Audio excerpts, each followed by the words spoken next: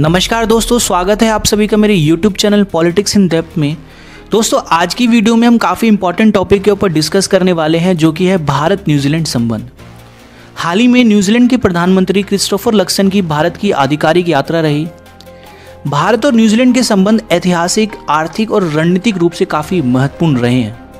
हाल ही में न्यूजीलैंड के प्रधानमंत्री क्रिस्टोफर लक्सन ने भारत का दौरा किया, जिसमें दोनों देशों के बीच द्विपक्षीय संबंधों में एक नया मोड़ हमें देखने के लिए मिला है।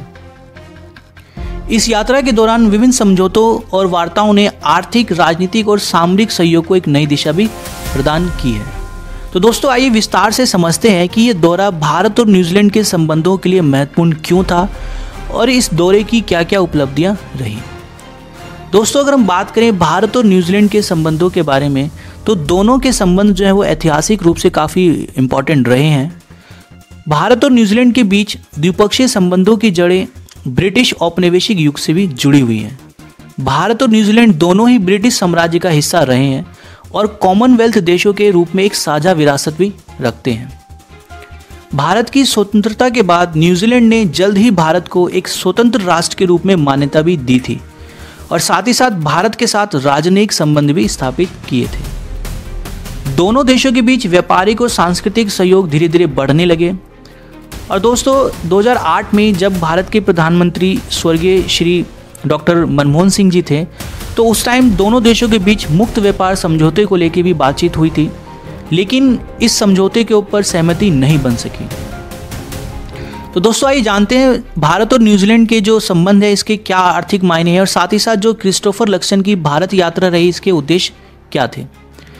न्यूजीलैंड के प्रधानमंत्री क्रिस्टोफर लक्सन की मार्च 2025 में भारत यात्रा मुख्य रूप से आर्थिक, राजनीतिक और सामरिक संबंधों को मजबूत करने पर केंद्रित थी और इस यात्रा के 3 प्रमुख लक्ष्य थे।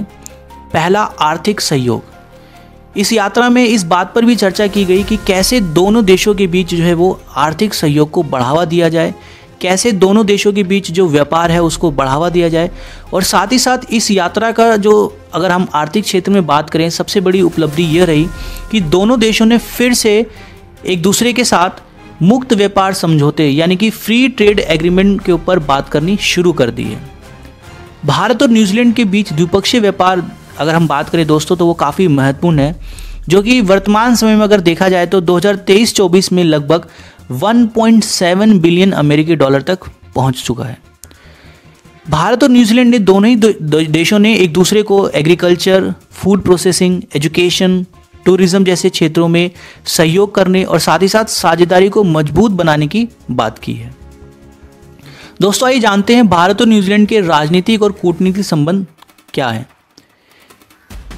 भारत और न्यूजीलैंड के जो संबंध है दोस्तों, वो इंडो पैसिफिक क्षेत्र के पॉइंट ऑफ व्यू से भी काफ़ी इंपॉर्टेंट हो जाते हैं और इस यात्रा के दौरान दोनों ही देशों ने इंडो पैसिफिक क्षेत्र में सहयोग को बढ़ावा देने की बात की है। साथ ही साथ अंतर्राष्ट्रीय मंचों जैसे कि यूनाइटेड नेशन, WTO और कॉमनवेल्थ में मिलकर काम करने की भी अपनी प्रतिबद्धता जाहिर की है। दोस्तों, इस यात्रा का जो तीसरा सबसे महत्वपूर्ण उद्देश्य था वो था भारत और न्यूजीलैंड के बीच सुरक्षा और रक्षा सहयोग को बढ़ाना।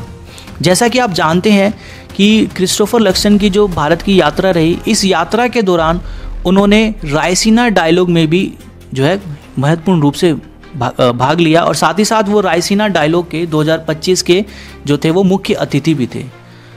प्रधानमंत्री नरेंद्र मोदी के साथ साथ उन्होंने रायसीना डायलॉग को, जिसमें दुनिया भर के जो है वो हमें डेलीगेट्स देखने के लिए मिले, साथ ही साथ अगर हम बात करें 5 आइज कंट्रीज़ के भी डेलीगेट्स हमें इसमें देखने के लिए मिले और सबसे महत्वपूर्ण रूप से जो अमेरिका की जो राष्ट्रीय सुरक्षा सलाहकार हैं, उनकी निदेशक तुलसी गैबार्ड जी भी हमें जो है इस रायसीना डायलॉग में देखने के लिए दोस्तों मिली। इसके ऊपर मैंने एक डिटेल वीडियो बनाई हुई है, यूट्यूब पे है, मैं डिस्क्रिप्शन में लिंक डाल दूंगा, तो आप उस वीडियो को देख सकते हैं, जिससे आपको बहुत महत्वपूर्ण जानकारी जो है वो भारत और दुनिया के जो देश हैं, साथ ही साथ भारत की क्या वर्तमान समय में स्थिति है, उसको समझने में आपको जो है उस वीडियो के माध्यम से बहुत हेल्प मिलेगी। तो आप उस वीडियो को दोस्तों ज़रूर देखिएगा। तो जो रायसीना डायलॉग हुआ नई दिल्ली में, उसमें न्यूजीलैंड के प्रधानमंत्री ने महत्वपूर्ण रूप से भागीदारी की और साथ ही साथ इस डायलॉग को संबोधित भी किया। दोस्तों अगर हम बात करें सुरक्षा और रक्षा क्षेत्र में न्यूजीलैंड और भारत के बीच में, तो जो न्यूजीलैंड के प्रधानमंत्री की यात्रा रही, इसमें कई सारे जो रक्षा सहयोग समझौते हैं उसके ऊपर भी हस्ताक्षर किए गए, उसके ऊपर भी सहमति बनी। साथ ही साथ जिसमें अगर हम बात करें इस रक्षा सहयोग में, तो समुद्री सुरक्षा और सैन्य प्रशिक्षण को बढ़ावा देने की भी बात शामिल थी कि दोनों देश जो है वो समुद्री सुरक्षा और एक दूसरे को सैन्य प्रशिक्षण में क्या करेंगे, वो जो है बढ़ावा देंगे, उसको प्रमोट करेंगे, सहयोग करेंगे। साथ ही साथ इस सुरक्षा और सहयोग में सबसे जो महत्वपूर्ण मुद्दा रहा वो रहा आतंकवाद, जिसमें आतंकवाद विरोधी अभियानों में कैसे दोनों देश न्यूजीलैंड और भारत एक दूसरे को सहयोग कर सकते हैं, इसको भी बढ़ाने की और इसको भी मजबूत करने की दोस्तों क्या की गई, बात की गई। दोस्तों आइए जानते हैं भारत और न्यूजीलैंड के जो संबंध हैं, इसमें आर्थिक संबंध क्या है, कैसे हैं और इनका क्या महत्व है। दोस्तों भारत और न्यूजीलैंड के जो संबंध है वो व्यापार, निवेश और अगर हम बात करें आर्थिक दृष्टि से तो काफ़ी इम्पोर्टेंट है। भारत और न्यूजीलैंड के बीच व्यापारिक संबंध पिछले कुछ वर्षों में अगर हम देखें तो काफ़ी तेज़ी से बढ़ रहे हैं। भारत और न्यूजीलैंड मुख्य रूप से जो डेयरी प्रोडक्ट्स हैं, जैसे कि ऊन हो गया, फल हो गए, फ्रूट्स हो गए और आपका लकड़ी आयात हो गए, ये काफ़ी इम्पोर्टेंट जो है दोनों देशों के बीच में।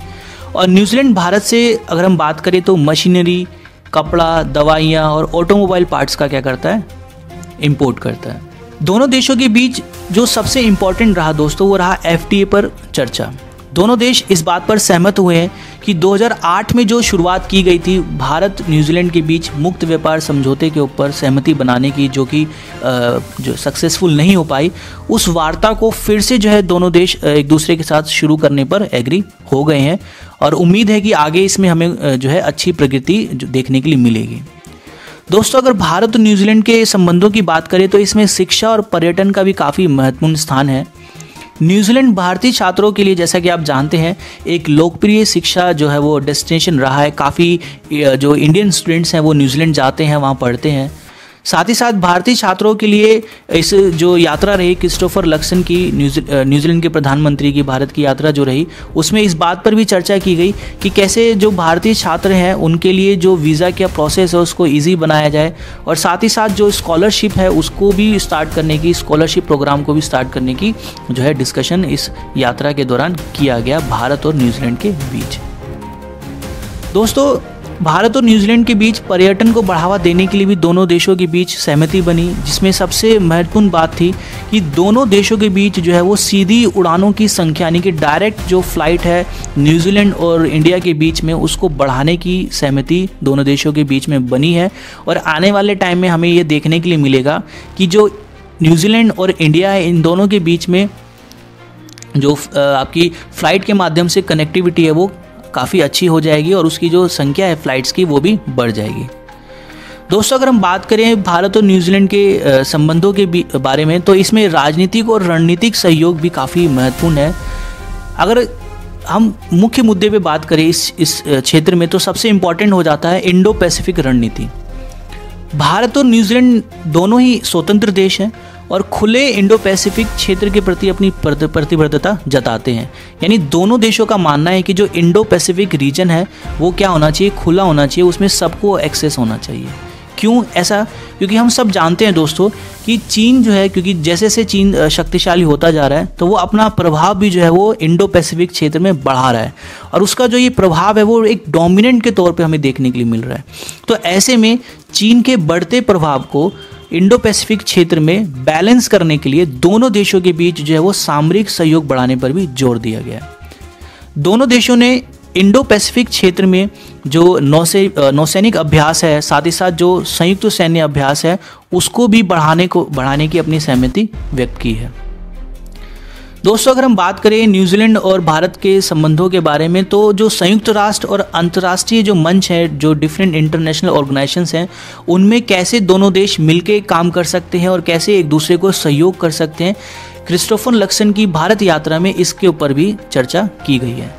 भारत और न्यूजीलैंड ने संयुक्त राष्ट्र सुरक्षा परिषद की अगर हम बात करें, UNSC की, तो उसमें सुधार की आवश्यकता पर बल दिया है। और जैसा कि आप जानते हैं भारत शुरू से ही इस बात को प्रमुखता उठा रहा है कि वर्तमान समय में बदलते जियोपॉलिटिक्स में जो यूनाइटेड नेशन सिक्योरिटी काउंसिल है उसका जो स्ट्रक्चर है उसमें भी हमें जो है बदलाव करना चाहिए, और साथ ही साथ जो उसका जुरिडिक्शन है, उसका जो नेचर है, उसमें भी जो है हमें बदलाव जो है करना चाहिए। दोस्तों, इसके साथ साथ भारत और न्यूजीलैंड के बीच जलवायु परिवर्तन, ठीक है, नवीनीकरण ऊर्जा में सहयोग बढ़ाने के लिए समझौते भी किए गए हैं। अगर हम इस यात्रा की कुल मिलाकर खास उपलब्धियों के बारे में बात करें तो इसमें जो सबसे महत्वपूर्ण उपलब्धि रही वो दोनों देशों के बीच रक्षा सहयोग समझौता रही, जिसमें पहली बार दोनों देशों के बीच रक्षा समझौते पर हस्ताक्षर हुए।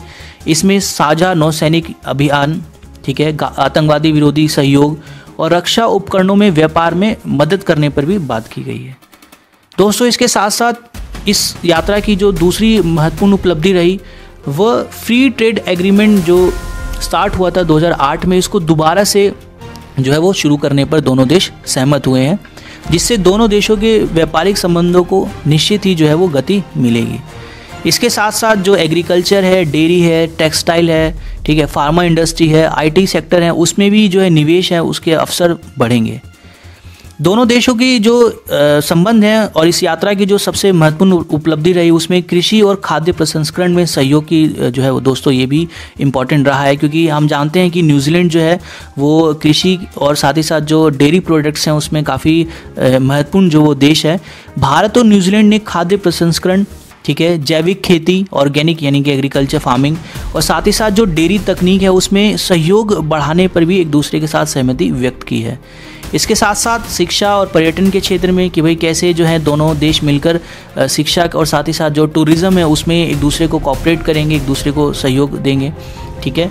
और अगर हम निष्कर्ष के तौर पे दोस्तों बात करें भारत और न्यूजीलैंड के बारे में, तो क्रिस्टोफर लक्सन की जो ये यात्रा थी वो भारत न्यूजीलैंड संबंधों में एक नया अध्याय जोड़ने में सफल रही है, जिसका सबसे बड़ा उदाहरण FTA का फ्री ट्रेड एग्रीमेंट वार्ता का पुनः आरंभ होना, रक्षा सहयोग क्षेत्र में एक दूसरे के साथ समझौता करना, और साथ ही साथ इंडो पैसिफिक क्षेत्र में चीन को ध्यान में रखते हुए, उसके बढ़ते प्रभाव को ध्यान में रखते हुए रणनीतिक साझेदारी जो है वो इस दौरे की प्रमुख उपलब्धियां रही हैं। भविष्य में दोनों देशों के बीच संबंध और ज़्यादा मजबूत होने की संभावना है, विशेष रूप से व्यापार, शिक्षा, रक्षा और रणनीतिक सहयोग के क्षेत्र में। यह यात्रा इस बात की भी संकेत देती है कि भारत और न्यूजीलैंड अपने ऐतिहासिक, आर्थिक और रणनीतिक संबंधों को एक नए स्तर तक ले जाने के लिए तैयार है। तो दोस्तों, ये थी मेरी तरफ से भारत और न्यूजीलैंड के संबंधों के ऊपर एक विस्तृत चर्चा। उम्मीद है आपको काफ़ी महत्वपूर्ण जानकारियाँ जो है वो इस वीडियो के माध्यम से देखने के लिए मिली होंगी। दोस्तों, अगर आपको मेरी ये वीडियो पसंद आई हो तो मेरे चैनल को सब्सक्राइब जरूर कीजिएगा, इस वीडियो को लाइक और शेयर करके मेरा हौसला ज़रूर बढ़ाइएगा।